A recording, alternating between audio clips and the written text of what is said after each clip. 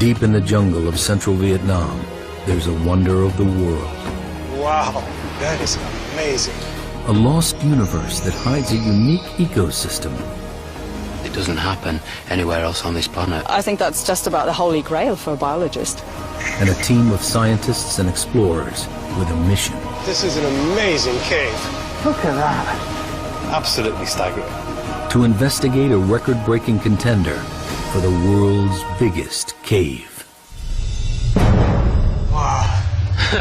Vietnam's Mountain River Cave, or Son Doong, is uncharted territory.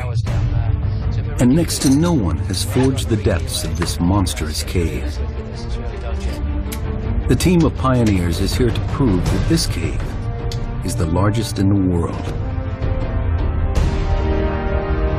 This is an absolutely amazing cave. It's huge. We're just in the entrance now. It's going to get so much bigger. That's amazing. Absolutely wonderful. This is definitely a once-in-a-lifetime opportunity. I'm so excited about being here. Practically the first person to set foot into the cave. It's a wonderful opportunity.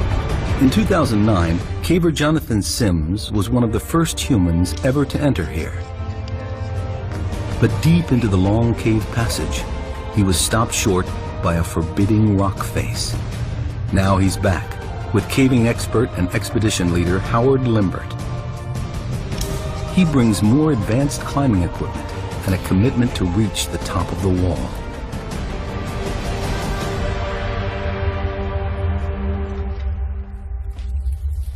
The expedition begins with a dangerous 328-foot rappel into the first massive cavern. British caver Howard Limbert has led 12 expeditions to Vietnam's limestone caves. This year's expedition into Mountain River Cave is especially dangerous because it's so remote. Anybody can fall, twist their ankle, break their ankle, that could happen. And if that happens, you know, then we've got a rescue on our hands. Rope free, Annette. German zoologist Annette Becher is anxious to enter the unique underground world within. Scientific opportunity and a caving opportunity as well at the same time. It's fabulous. Daryl Granger is here to unravel the mysteries of Mountain River Cave. He's a world expert in cave geology. If this is the world's biggest cave, he wants to know how it grew to such record-breaking size. It's like no other cave I've ever been to. Southeast Asia is famous for its limestone geology, dating back 450 million years. Many large caves litter Vietnam, but here within Ca Bang National Park, Mountain River Cave is certainly the giant among caves.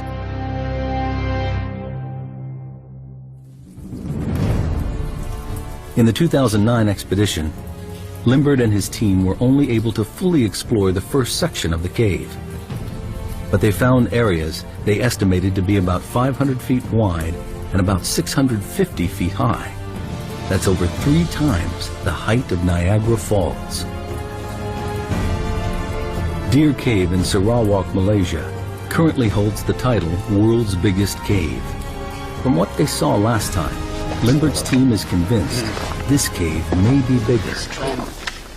Get the map of the cave in some sort of order. Yeah, To claim the world record, they need hard evidence. All this is unmeasured. That's why we've got to survey it, to find, you know, just how big it is, whether it is the biggest cave in the world. We've got to do a serious survey.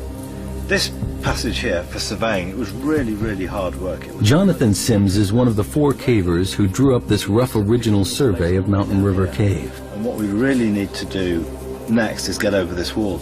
He knows the wall that defeated him back in 2009 is their biggest challenge. It's a dangerous obstacle to overcome.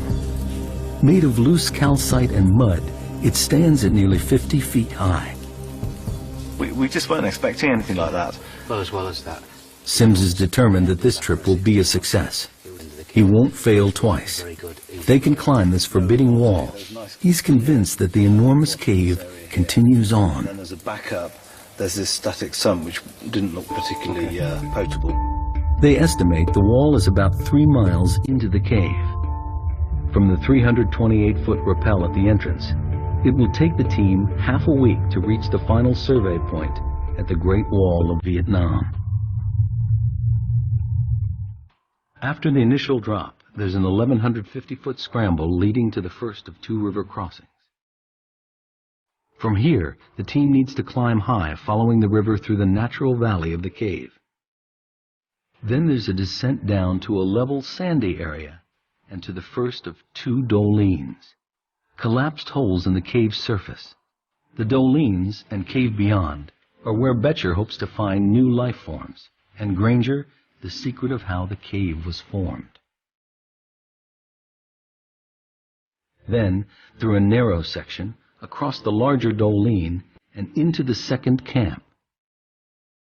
So far, the final part of the cave surveyed is the last quarter mile before the Great Wall of Vietnam. And then, it's into the unknown.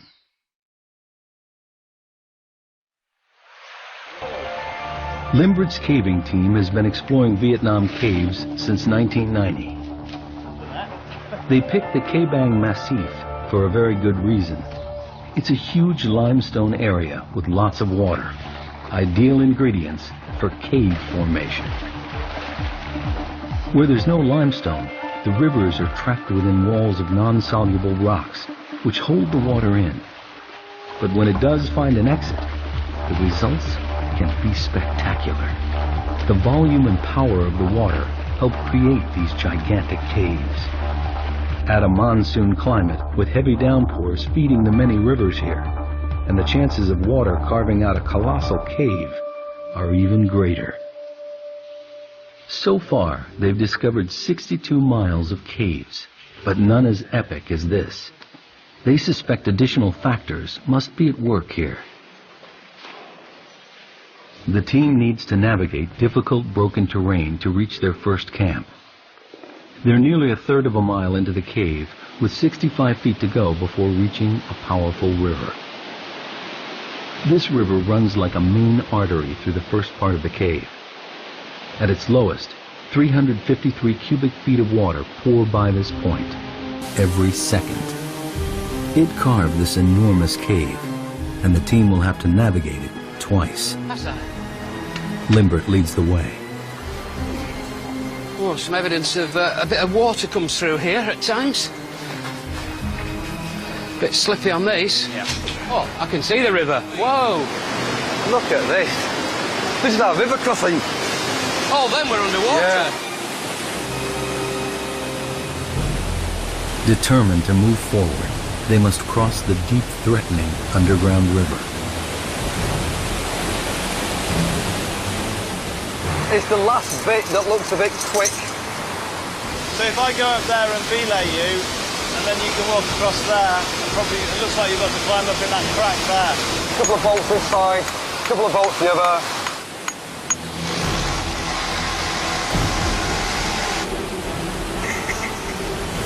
It's life and death, really. So, I mean, it has to be right. Worst case scenario, one of these pops, you've got to back up. That's why you've got to put, make it as safe as possible, really. In full flow, the river could sweep any one of the cavers off their feet. And if it floods, it could rise to life-threatening heights, cutting off their escape route. What's the forecast for the next few days? Well, the forecast is good, but you can never be absolutely confident. Limbert chose the timing of the expedition very carefully. It's the end of the dry season, so the river is low.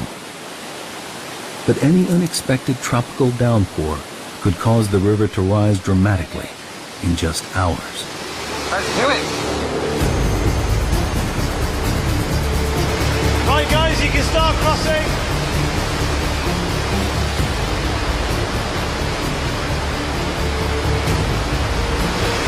Next one.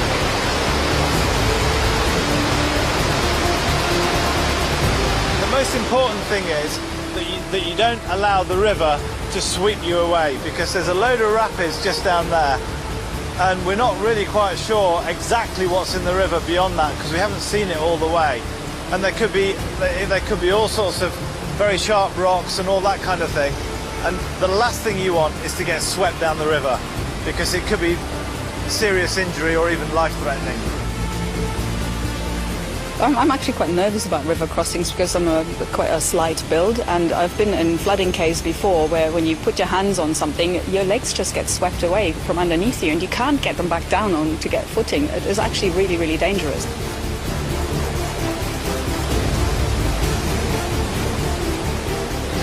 I'll put a faster block here. Hold on.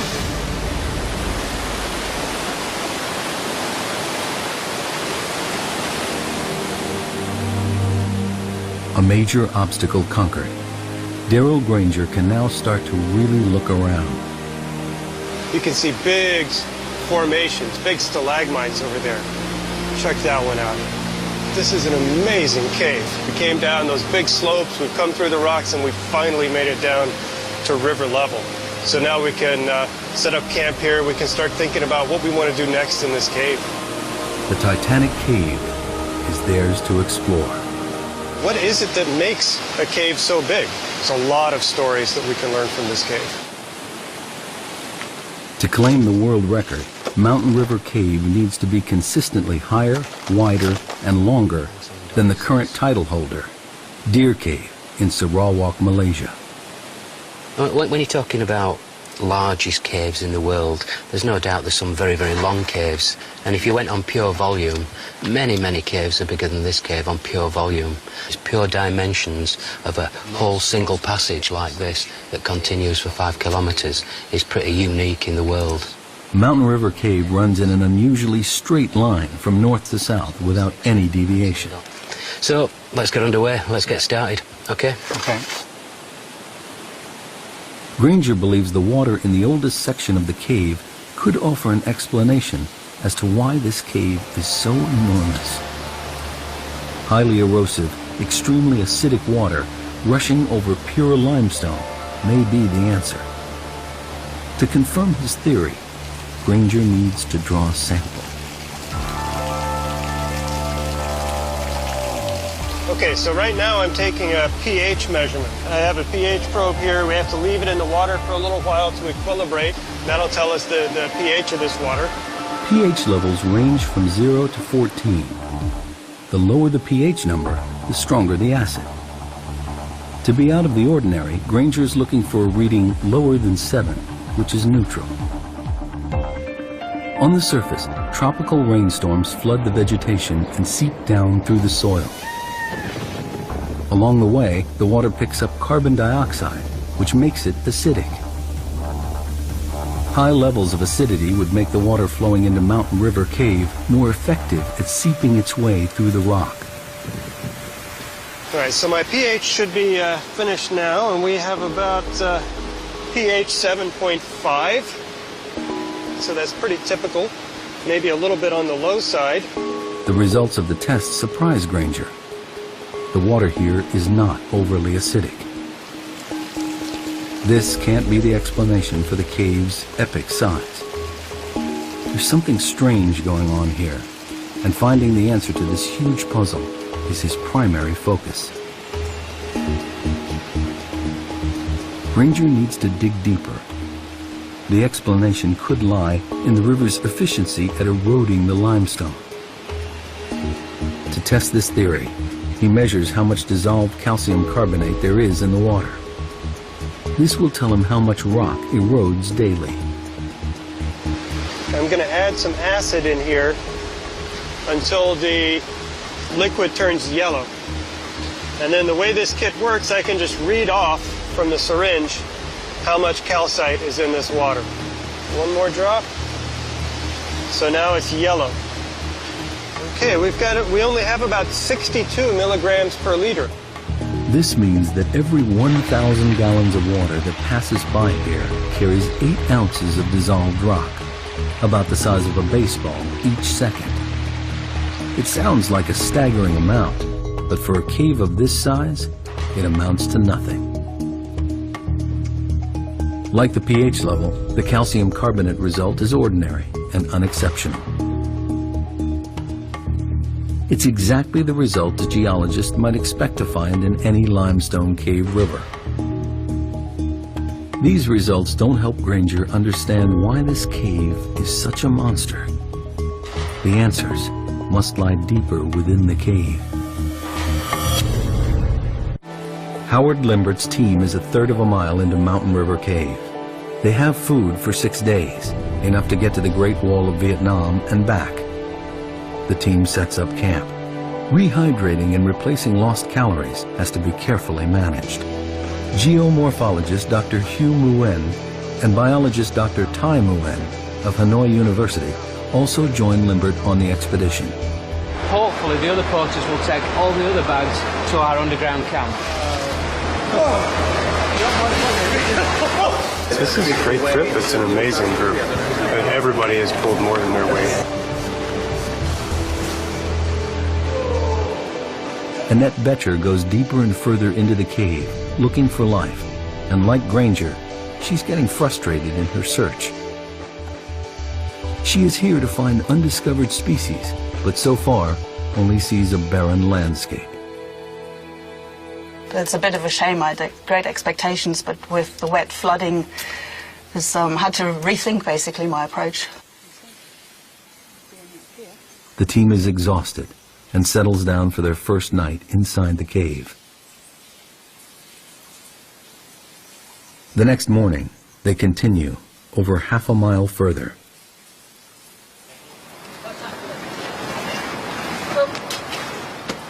Daryl Granger has explored some of the largest caves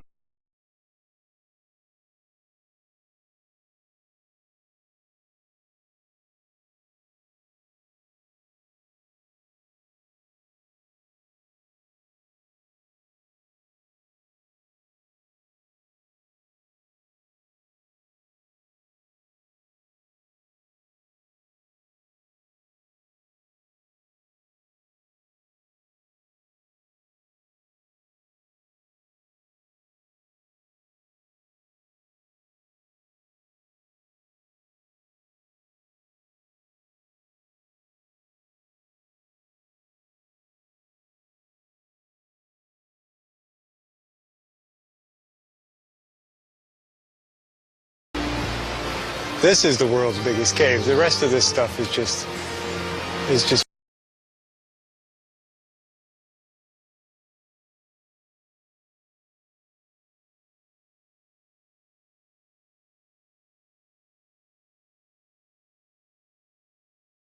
looks like, you know, it's 100 meters away, like we're in a normal-sized cave. That's 1.5 kilometers. It's hard to even imagine how big that.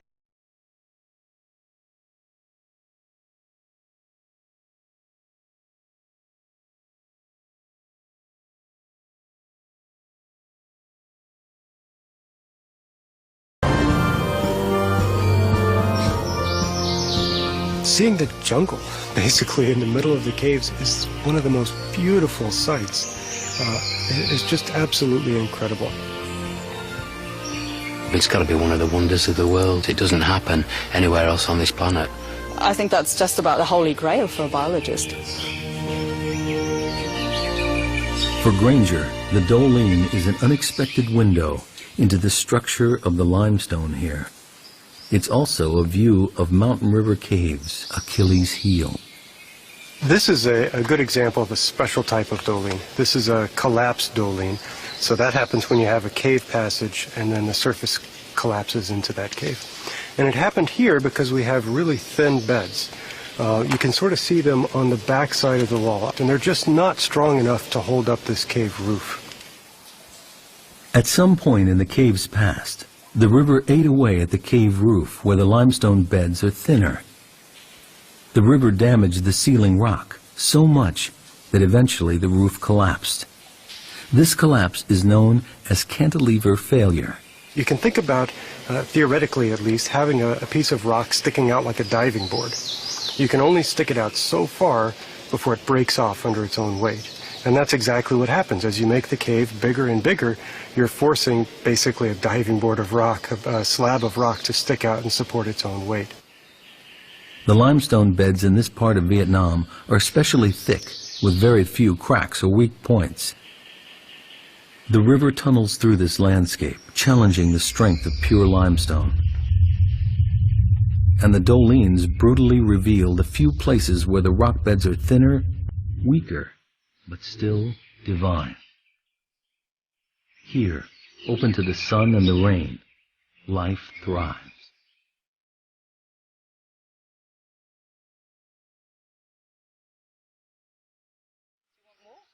Dr. Tai Nguyen and Annette Betcher are the first to climb into the undergrowth. She's eager to tap into Nguyen's expertise in rainforest plant species to figure out how this subterranean wonderland compares with the surface. After disappointments in the first part of the cave, the Doline fulfills Betcher's expectations. Here is an area rich with life, a unique and unexplored ecosystem.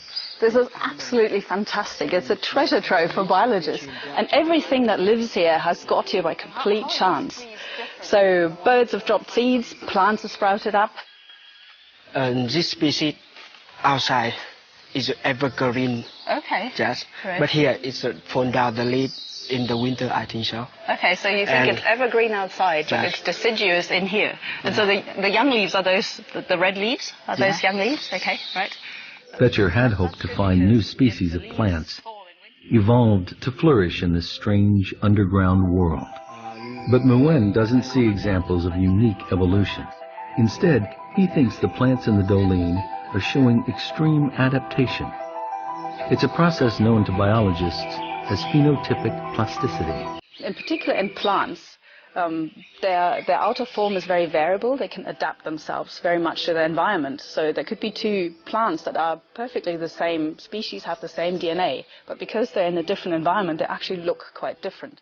That's the plasticity bit. So I think we're seeing an example of spectacular phenotypic plasticity.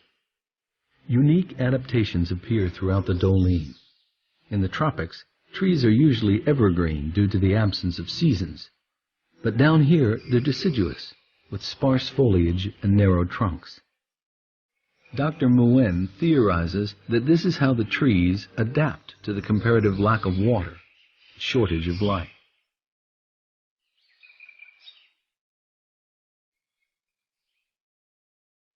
These steep Doline walls enclose this mini jungle and act as a natural barrier to the outside world, trapping pockets of life deep within the cave.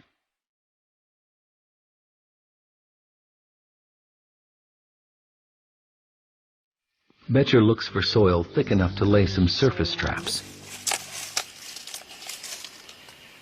Alcohol will preserve any creatures that venture in.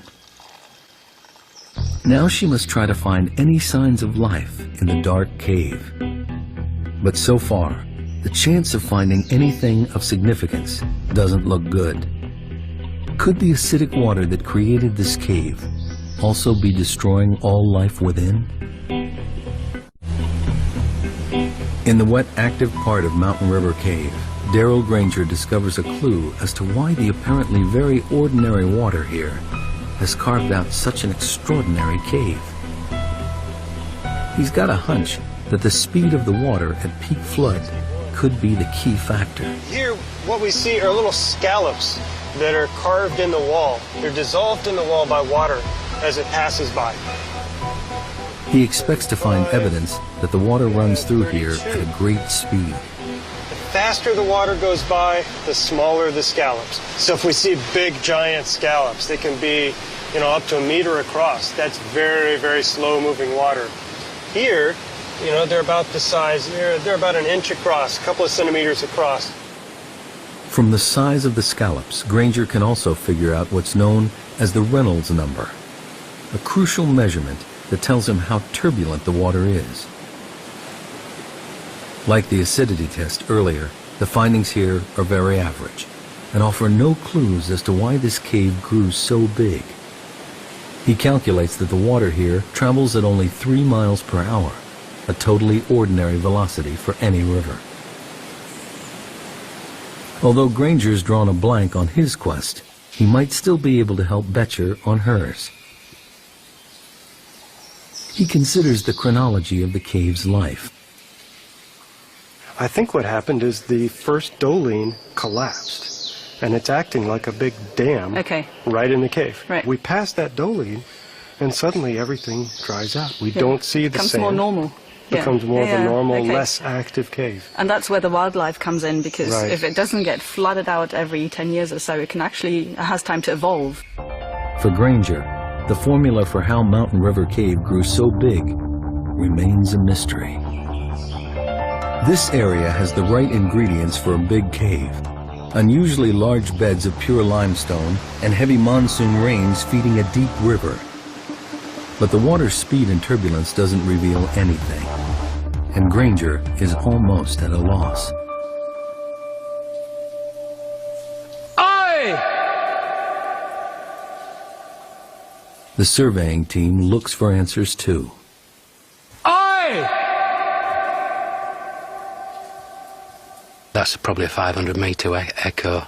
So if we ever push in a cave and you get to end of a cave or end of exploration for a day, we often give it a big oi just to see if it's still continuing, and we know we can turn around and come back to another successful push the next day. A bit further, Jonathan. For this expedition, they need to use a more sophisticated way of measuring the cave's size. Cave surveying used to be a primitive process, where everything was done by hand. Now, digital laser readings cut out the tedious legwork and provide precise measurements. They must survey every part of the cave precisely, and every measurement must be exact to the nearest inch. When it comes to claiming the title World's Biggest Cave, it's length, width, and height that count for Howard Limbert and his team. The laser sends a beam across to a designated point called a survey station, which Sims marks with a small light disc. They measure distance, height, and angle. It's painstaking work. 29.9 minus 3, 0.99. Left's 8. The laser beam picks out the highest point in this section of the cave. It measures 328 feet high. The Statue of Liberty could fit in here quite comfortably, with room to grow. The widest section surveyed so far is 338 feet across. This passage continues for another half mile. Enough room for a small plane to fly through, or even a whole display team. Very good. So if we go back to the original station, and then we'll get some legs straight down there. Okay. Can you shine your target? Shine on Limbert believes this cave is consistently longer and wider than Deer Cave, but he needs to find the highest area. Just up a bit, Jonathan. Light on. They're now over 2.5 miles in, and Deer Cave still holds the title of the world's biggest cave. Hope lies beyond the wall, but they have just 3 days left to survey, and there's a problem mounting. While the dolines bring in light, they also allow weather from above to seep down into the cave. Jonathan? Come a bit closer. Please, we've got a problem with the clouds now. Right. It's extremely accurate if there's no cloud in the way, which there is in this case across the far side. So this is one thing that does make it difficult. One of the peculiar hazards of surveying in a cave this size. The poor visibility means the team must stop the survey. It's a paralyzing setback. They're running out of time to get to the end of the cave. Time is running out to survey Mountain River Cave. Howard Limbert makes a tough decision. He sends his 2 best climbers, Sweeney and Clark, ahead to set the rigging on the treacherous Great Wall of Vietnam, so the rest of the expedition can follow tomorrow.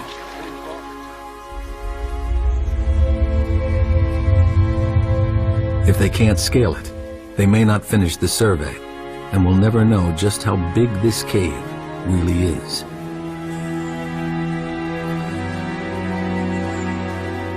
In 2009, the explorers estimated the forbidding wall to be nearly 50 feet tall. Now, Clark and Sweeney think it's much bigger, estimating 200 feet, nearly the height of a 20-story building. They have the gear for the challenge, but the wall is going to be a longer, more dangerous climb than they expected. Geologists call this a flowstone, rock made weak and fragile by water dripping from the ceiling. the first 15 foot is this, which looks very good, but if you... that's what it is. This wall could be the mission's downfall. That's just mud and gravel, is that? Ouch. It soon becomes clear this cave is not going to give up its secrets without a fight.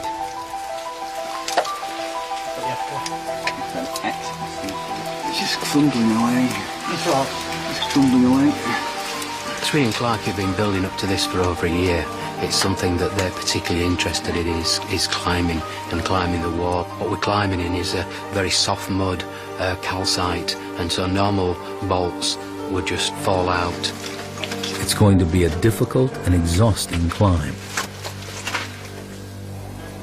Back at the camp, the extreme conditions are taking their toll, even on those who are not battling the wall.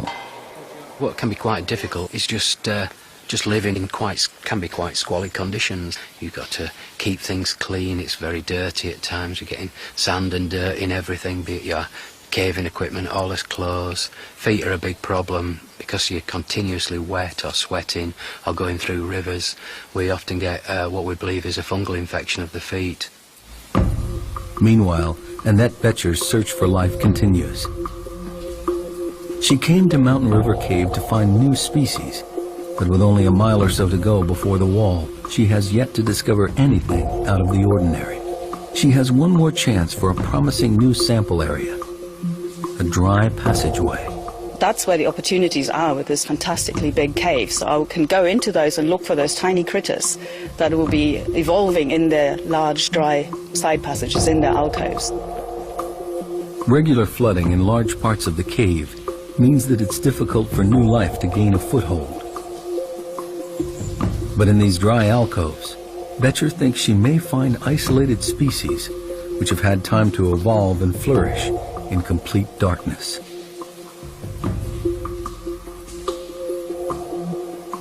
The smaller and more primitive the species, the better equipped it is to evolve quickly.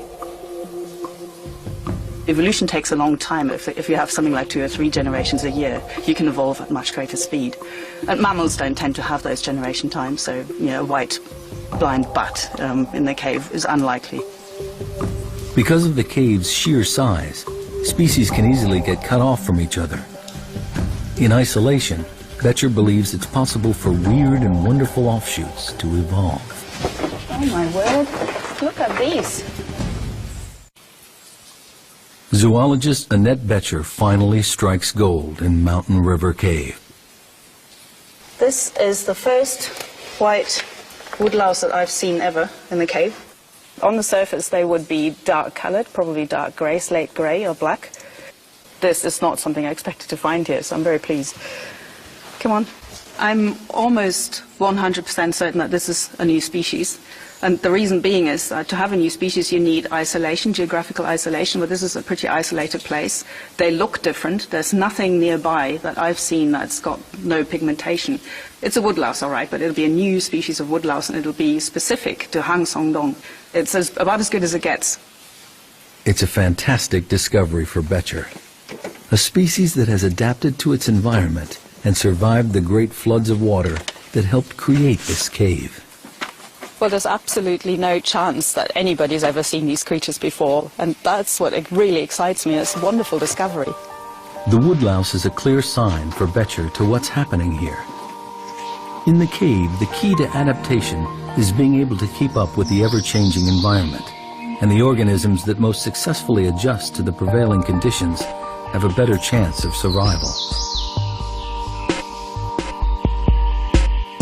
When I set off, I had actually fairly low expectations, so finding the white woodlouse is much better than I expected. I'm very excited about it. The woodlouse's evolutionary path has enabled them to survive and prosper in an environment never seen anywhere else. I would expect new cave species probably to be pigmentless, so looking white to us and be blind. I don't think that the woodlice we found are blind. They seem to have rudimentary eyes and they can certainly sense light.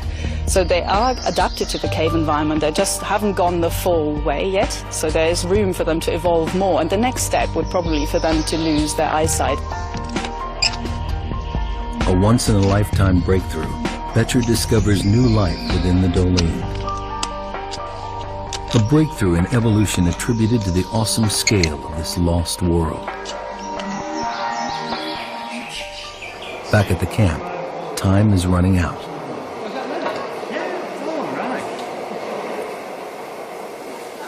Climbers Sweeney and Clark continue in their battle to secure rigging on the wall and ready it for the rest of the team. If they don't succeed, the team can't complete a definitive survey. Limbert and the rest of the party wait nervously for news.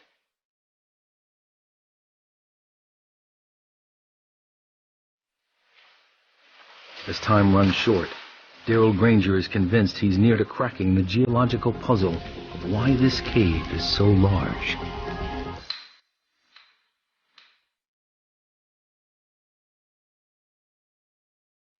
Huge volumes of water, pure limestone, and a tropical climate are important factors. But it's not enough to explain why this cave is so big.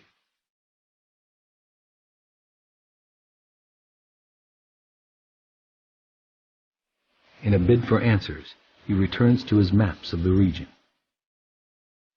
So this is a digital elevation model. It shows the area that we're in, right in here. This is the Cabong National Park. Granger suspects the critical evidence lies in the cave's geography. He spots an old fault line on the map. It seems to mirror the underground route plotted by Mountain River Cave. This could be the answer he's looking for. You know, the real light bulb moment is when I saw the fault line, and then everything kind of clicked. What I noticed are these straight lines in here. They go due north and south, and remember the cave here goes north and south. And I realized we're right on that fault right there. That's exactly what formed this cave. There's that same fault right up there. Once, a river ran where Mountain River Cave exists today. There was a deep vertical crack in the Earth's crust, a fault. Eventually, the river water eroded the limestone and went deep underground. Once the water filled the fault and found the exit, the river started to erode the rock along the crack, and a gigantic cave was born. But there's another key factor. The fault was narrow. When the water began to carve this mega cave millions of years ago, the narrow shape of the fault fortified the cave. The reason the caves fall apart, the reason they break down, is often because they get too wide, and the limestone roof can't support that long a length. Here, the straitjacket of the geological fault restricts the cave's width, reducing the possible risk of collapse and allowing the cave to continue to grow in a straight line. The fault is very vertical, and that has also influenced the cave development and helped turn it into what's probably the world's biggest cave. And that's because the walls are perfectly vertical. They're nearly vertical here. And so the cave is very, very tall. The 1,300-foot-high dolines show what happens when a cave weakens. Granger has every piece in place.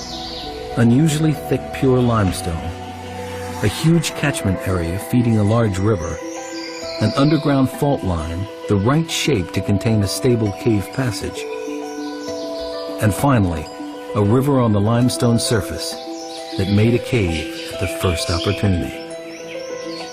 A perfect formula to build a gigantic cave. The title of the world's biggest cave could rest on reaching the top of the Great Wall of Vietnam. But first, they need to know if Sweeney and Clark have managed to climb it. 2.5 miles in, Limbert finally gets the news he's been waiting for. His team has reached the top of the wall. The height or pitch is even more than anyone anticipated. Absolutely fantastic. The pitch is, well, we reckon it's something like 80 metres. We think we've used about 80 metres of rope. Oh, 80-metre pitch? 80 metres. 80 metres. Great news, yeah. That's his main objective of this trip, is to get up that wall, and we've done it. This morning I was very doubtful we were going to do it. I thought we were going to be too tough, but they managed to get up. They've done a brilliant job. 80 metres is a big climb in those conditions. The good news brings speculation as to what lies beyond the wall. I'm not going to be surprised if that's the end of the cave. I know Howard thinks it's going to turn left. My inclination is it's going to go straight there and terminate. But, you know, that's what we're going to find out.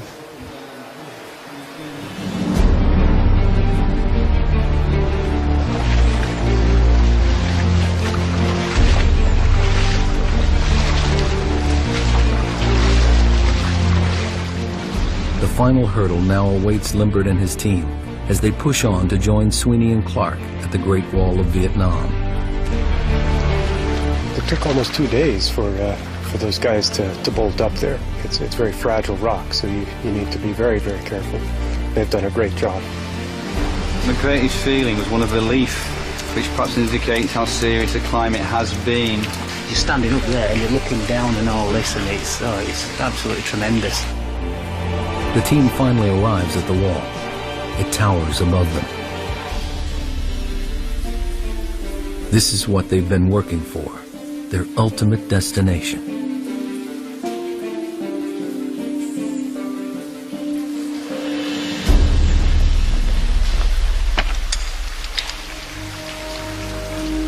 Limbert and Jonathan Sims are looking for a section of the cave that beats the highest point in Deer Cave. They haven't found it yet, and if they can't get up the wall, they'll never know how tall the cave really is. It'll be very, very dangerous, so we'll have to be very, very cautious going up the wall. It's only for experienced cavers, really. Limbert makes a difficult decision. Only the surveying team will go up the wall. It's too dangerous for Granger and the film crew to follow. This is it. We're about to go up and push into the unknown, as they say. Who's going up first then? Sweeney.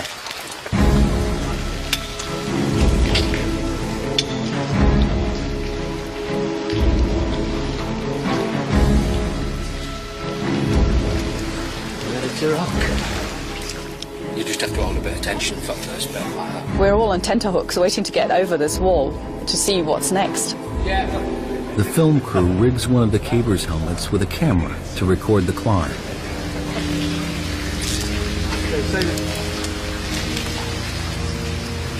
Left of it, down centre of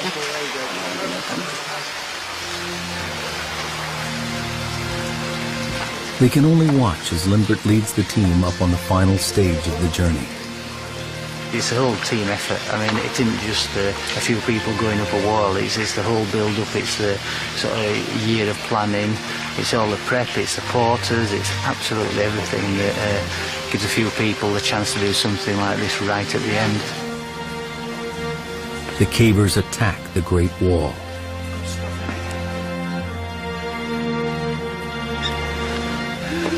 Absolutely fantastic. This is something else, is it? Look at that. They have succeeded in the most difficult part of the expedition. The Great Wall of Vietnam.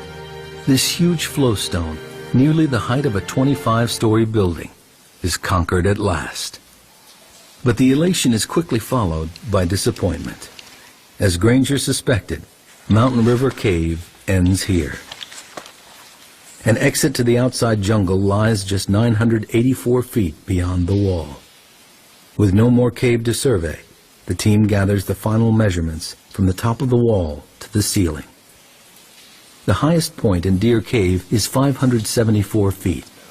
They've just climbed 236 feet up the wall and can now calculate the height of the whole passage. 45.8. Sims reads the final crucial measurements. 188. Can you just do the height of the passage there, Jonathan? Yep, so massive. Absolutely huge. Absolutely. Finally, they get the readings they've been waiting for.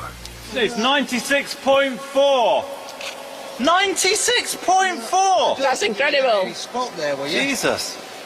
That's incredible. Altogether, the measurements show Mountain River Cave is the world's biggest, with the passage continuously higher, wider, and substantially longer than any other cave in the world. It's a fabulous cave, a really, really fabulous cave. Really enjoyed ourselves. We had a great time, we're having a really, really good time. It's just mind-blowing stuff, is this? It really is, and it just doesn't get much better. This has been a tremendous experience for me. I feel very lucky to have been invited on this trip to see the world's biggest cave and try to figure out the science behind this cave. Just very privileged and lucky to be along on this trip with Howard and his team.